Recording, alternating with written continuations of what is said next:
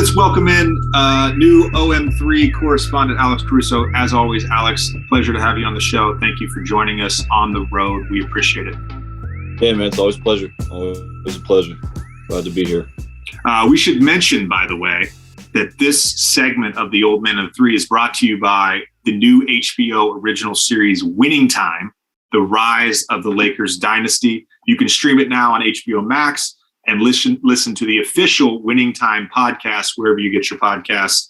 I really believe this. Like, as much as the 90s Bulls had an impact on NBA culture, the 80s Lakers had as big or bigger. Like, Magic's run and the Lakers' run there in the 80s, it is why we have the modern NBA. It is why we have it. And none of us really got to live through it. We've all just heard these stories through the grapevine, or we've watched games on YouTube. So that's why I think I'm so excited for this series, is just to see this sort of story play out over this season.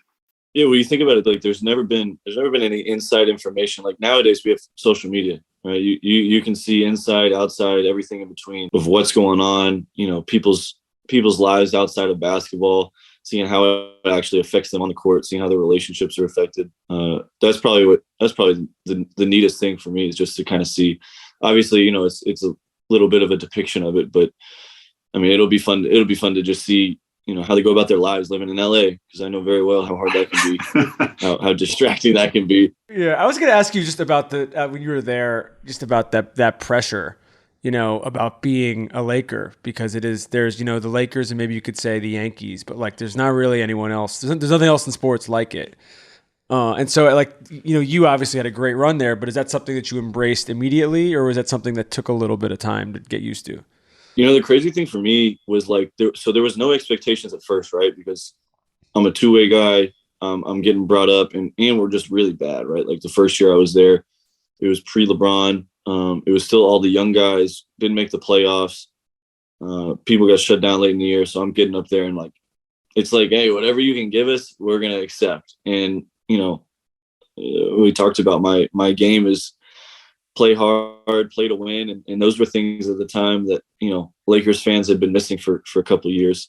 But then, fast forward a couple of years, now we got Bron, AD, Dwight, Rondo, Danny Green, like all these guys that are championship guys. And now the expectations are a little higher, but there's something about that team and those 2 years that I was there where it was like, we would put more pressure on ourselves than anybody else could. So when we go out there, like the expectation and the bar that we set for ourselves is like when we fall short of it, Lakers fans are going to be upset with us, but we're going to be more upset with ourselves, which, takes a little bit of the pressure off. And look, a lot of that pressure is established in the modern NBA because of that dynasty in the 1980s. And certainly the Lakers had won championships before in Minneapolis. And obviously I think they won one with Jerry West, or maybe two with Jerry West, Elgin Baylor, or whoever. But, that 80s team really established the Lakers as this like cultural icon, this basketball icon. And part of the reason is because of the larger than life figures that are depicted in the show: Magic, Kareem, Jerry West, Pat Riley. Tommy, what are your sort of early impressions or takeaways from the first couple episodes? Well, the show is real. I mean, that's what's interesting about it. And I know that it's not that there's been some back and forth about, what the league thinks about it and everything like that. But there's a depiction of whether it's Magic or, Jerry West or Jerry Buss or Jeannie Buss or whoever the characters that are sort of like portrayed in the show, they're showing what they were really like. And it's really interesting, I think, for NBA fans to get a chance to see a show like this, because we three of us are obviously, huge consumers of NBA content. There hasn't been a show on a premium network that captures what these, people were really like, that has really depicted the NBA like this that I can remember. And I will also say, I'm blanking on his name, but the actor is his first time actor who plays Magic on the show is unbelievable. He looks exactly like him. The basketball looks really good, which is cool because, as you guys know, we've talked about the show, basketball is not always good on shows like this. And so it makes a huge difference to have him sort of be the figurehead of this, because, just capturing the spark and the charisma that somebody like Magic Johnson has is not an easy thing to do. And I think just from a casting standpoint, we talked about it a little bit with Adam McKay when he came on the show. From a casting standpoint, that makes the show because having a guy like that as Magic makes it feel realistic. Again, Winning Time, The Rise of the Lakers Dynasty. You can stream it now on HBO Max. Shout out to our guy, friend of the show, Adam McKay. Great show. Go watch it. All right. First time we've had you on since the injury. You and I since my promotion. Yes, spoke a few times right after your injury, but you've been back for 3 games. I do want to go back to the injury itself. I think you have spoken with Grayson, if I'm not correct. That feeling of being suspended in the air, and I never jumped as high as you, but how would you describe to just a casual basketball player that doesn't have your vertical leap, what that feeling is like of getting knocked out of the air after jumping off one leg going for a dunk? Yeah, well, so just statement of fact to make sure that we're accurate with our history here. I never actually had a conversation with him, or a text or phone call, so that's still kind of up in the air.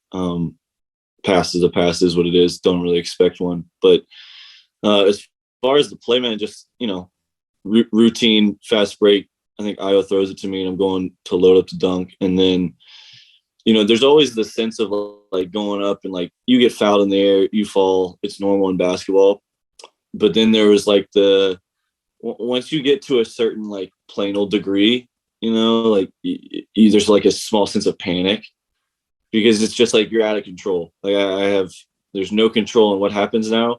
And I try to do my best because I fall a lot, always falling a lot, of, not putting my hand down and bracing my hand, because I actually fractured my left wrist in high school, kind of doing the same thing. I think it was off a charge.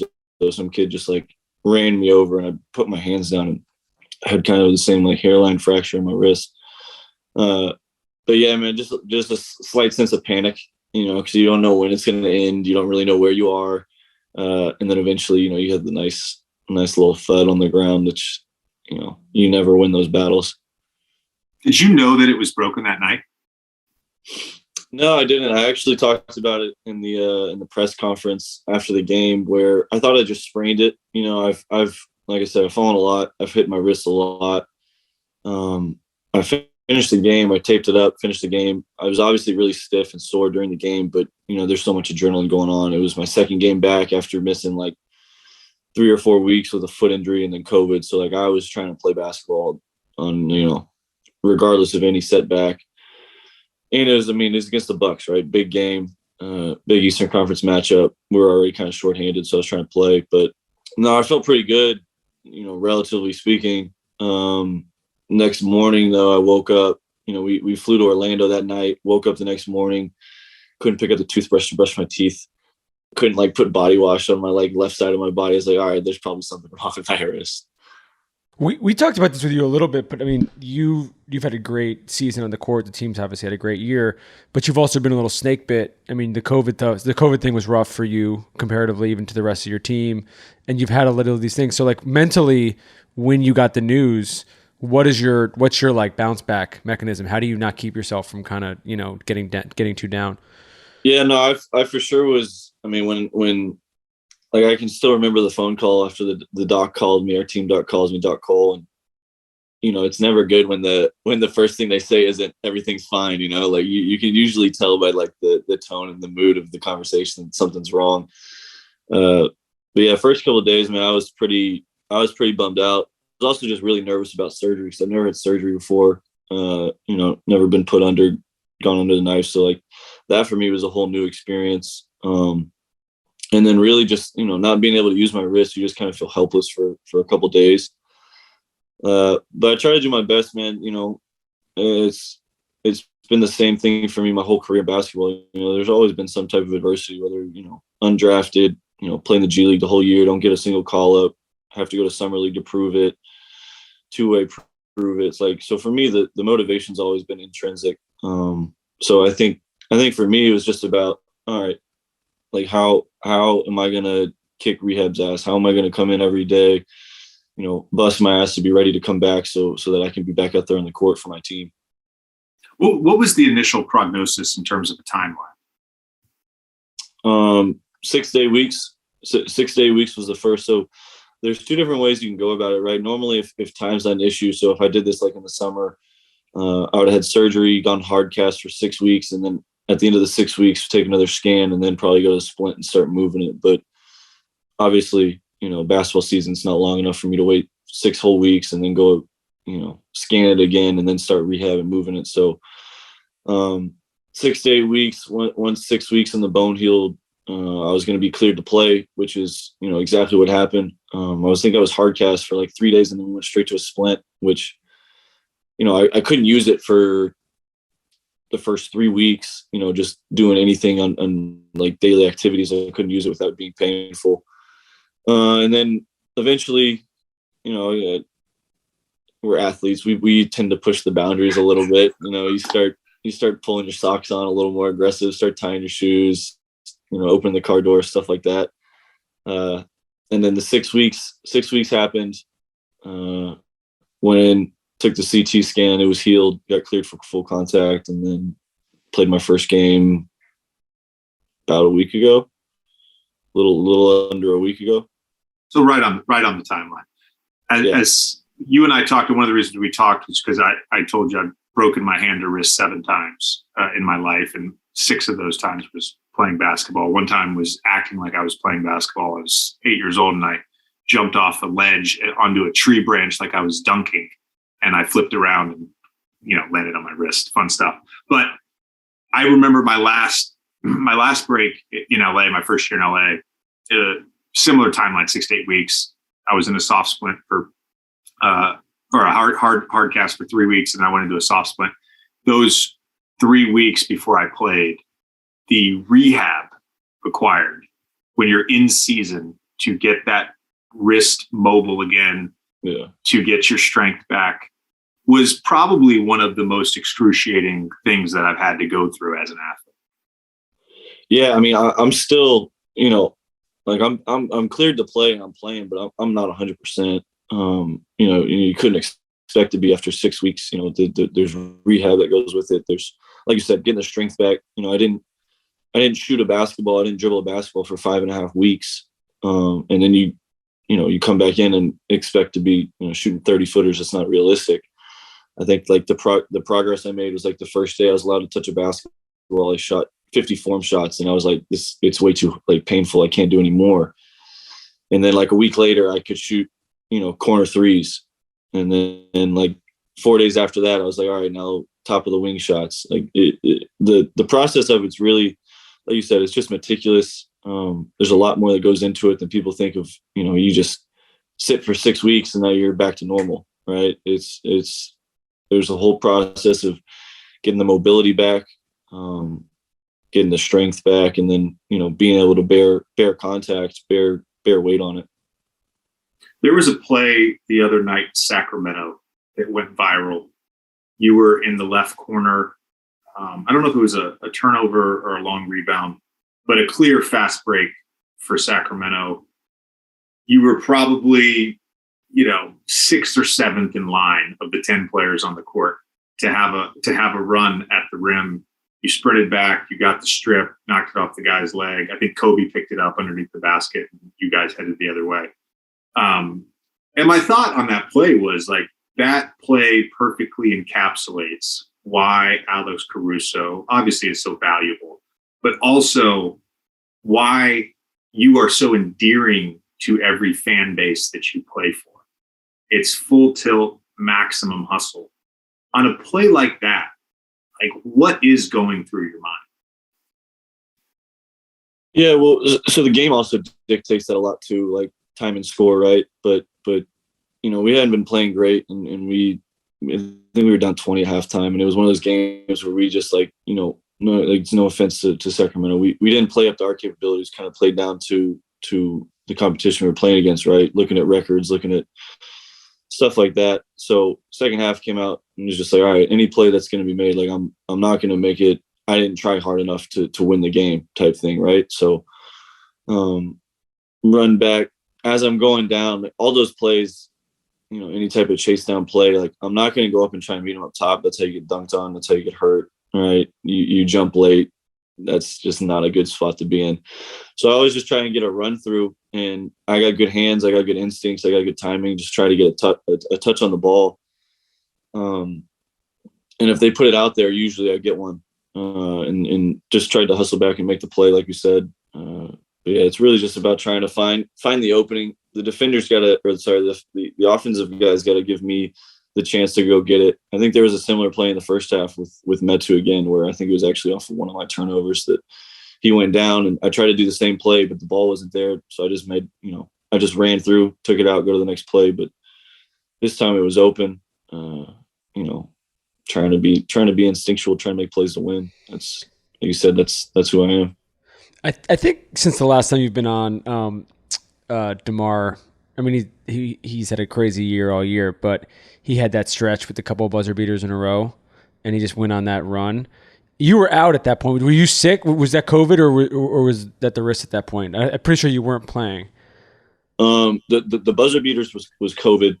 I'm gonna hit the back-to-back. We played Indiana, but, and then what is his, like? What's going through your mind as his teammate when this is happening? Because I remember JJ and I were talking about what's happening. It's just a video game. Like at this point, it's like it's not real life, right? Like dude's not known for 3-point shooting, first of all, and then hits 2 back-to-back game-winning 3-pointers. One of them off one leg. Like those are shots you take like when you're messing around in your summer workouts, or like, messing around, like playing ones at the end of a pickup or something like that.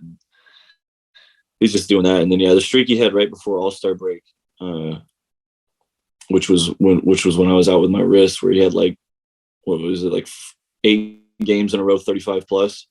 Shooting 50% or more. Yeah, I think my career high in the NBA is 32. So I've done that once, and he did that in like a week straight, 2 weeks straight. He's a special talent, man. The one-legged three was so special to me because, like, we've seen guys make one-legged threes before, but he didn't have to shoot a one-legged three. Like, he wasn't forced to shoot a one-legged three. He kind of did this awkward gather and just went off one leg for no reason. It was like, to your point, it's a shot you shoot in warm-ups or in the summer when you're just goofing around. Which I have a theory. I think that's why he made it. I think he made it because it was like no thinking. It was just strictly rhythm, like he was like, clock's going down and he's like, oh shoot, I got 3 seconds. And he's like, I haven't made a move yet. And so he's like, all right, whatever I got to do, like, I'm going to do it. And whatever he felt comfortable with was what he went with. And it was a hell of a shot, man. It was nuts. Special season for him. And next time we have you on before the start of the playoffs, when the seeding is a little more,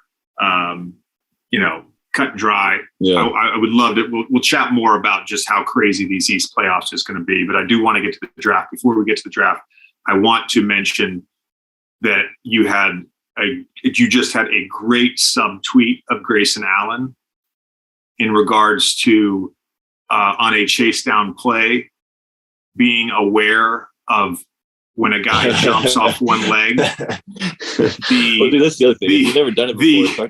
The possibility of an injury. No, I'm true, but like, no, that was subtle. I didn't intentionally do that, but that was nice. Yeah, no, but so I'm not going to subtweet Grayson. It was a fucking terrible play. It was a dangerous play. It was fucking brutal. I hated that play. I hated that play. Let's do the draft, Tommy. In honor of the NCAA tournament starting this week, what is this week's draft topic? So we are doing March Madness moments we wish we were in the arena for.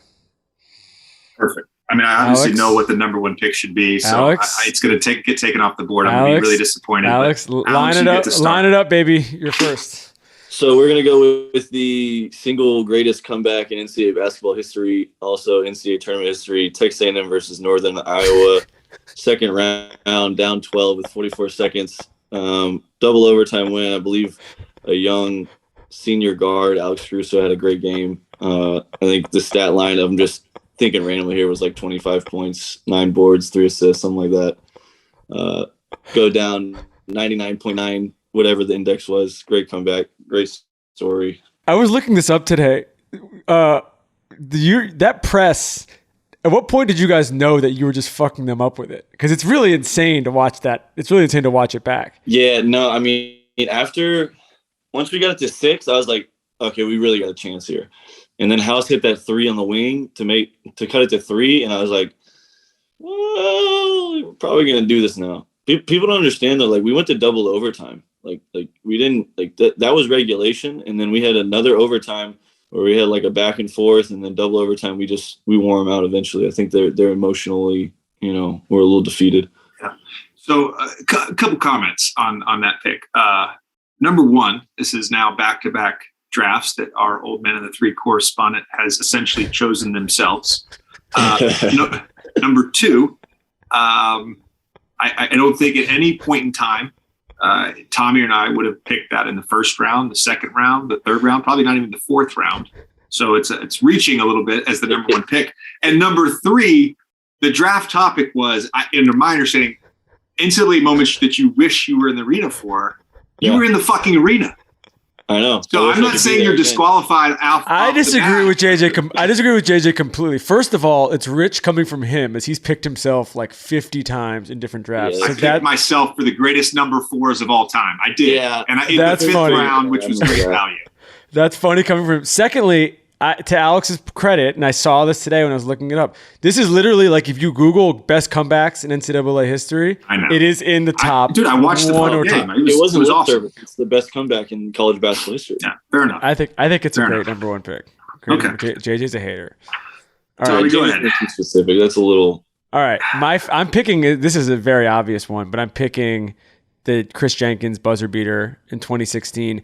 Not the Nova, not just, and we've talked about it with Josh and Jalen when they came on, not just because of his shot, but I feel terrible for Marcus Page, who hit the shot before, because that would have been like one of the craziest game time shots ever if that hadn't happened. And so just that back and forth between those two things made it kind of like put it over the top. Game time for the Natty, you can't beat that. That's crazy. Tough. It's kind of crazy how open he was though too.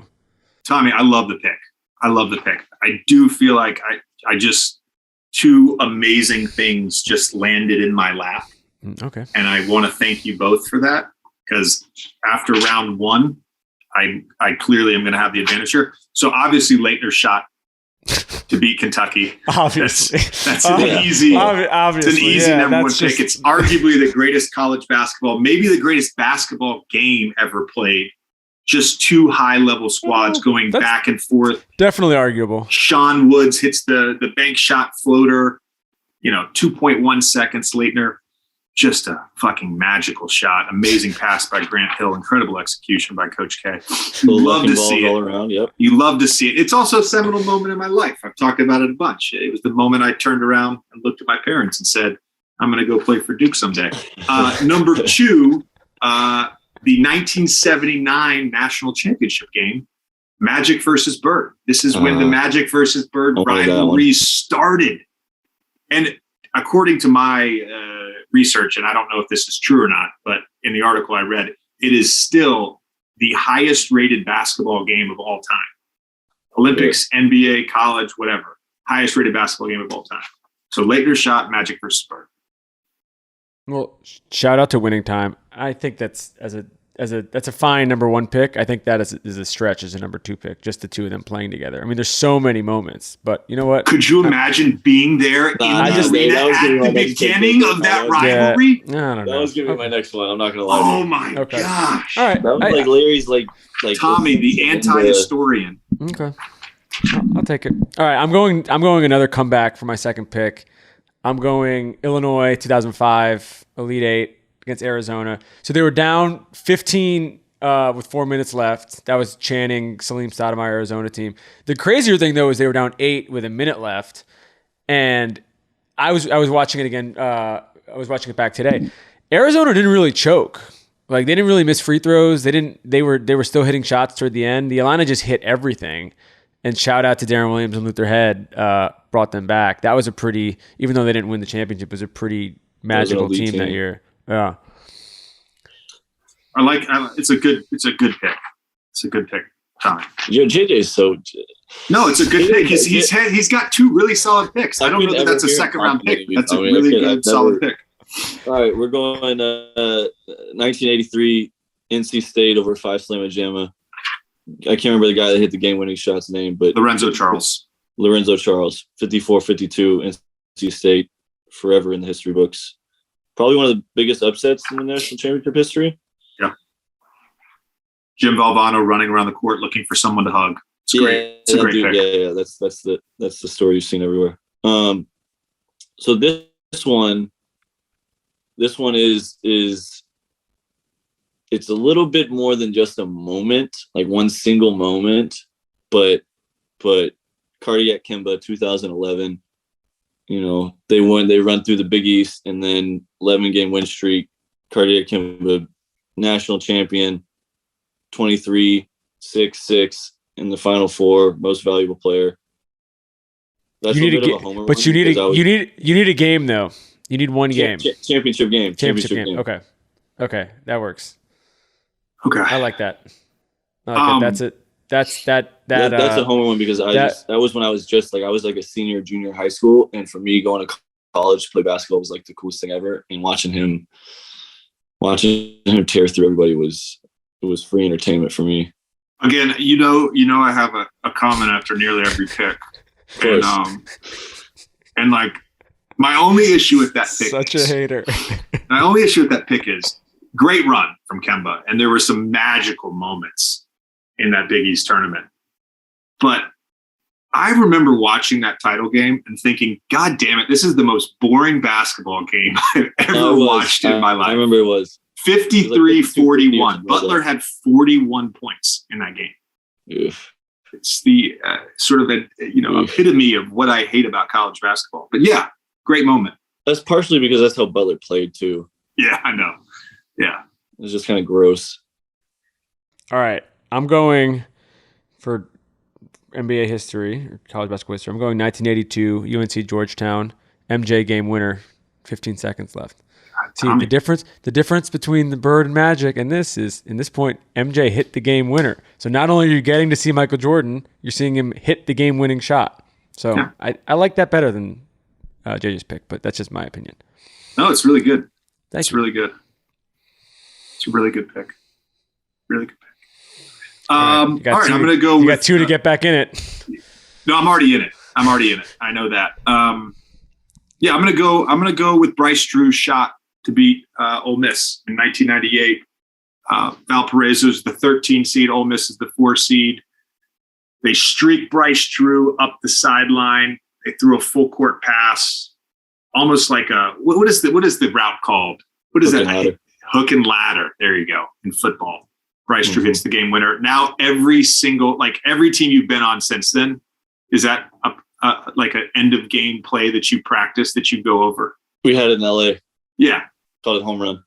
Yeah, home run. Exactly. So Bryce Drew's shot. And then I'm going to like a little curveball here, because I remember watching this game and just thinking how amazing the moment was. I'm going to go with Morgan Williams' buzzer beater in 2017. Mississippi State beats UConn and ends their 111-game winning streak.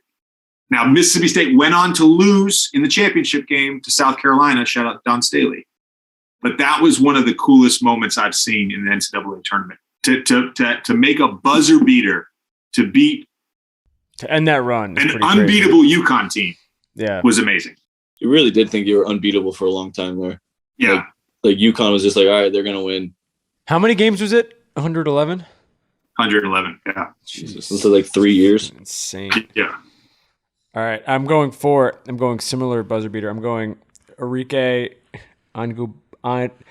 Ogunbowale. He's getting the pronunciation right before this. Notre Dame, back-to-back buzzer beaters. First, she hit the one against UConn in the Final Four, and then she hit it against Mississippi State to win it in 2018, which was wild because it was like you knew she was taking the shot, and she still did it. I like it. I mean, dude, yeah.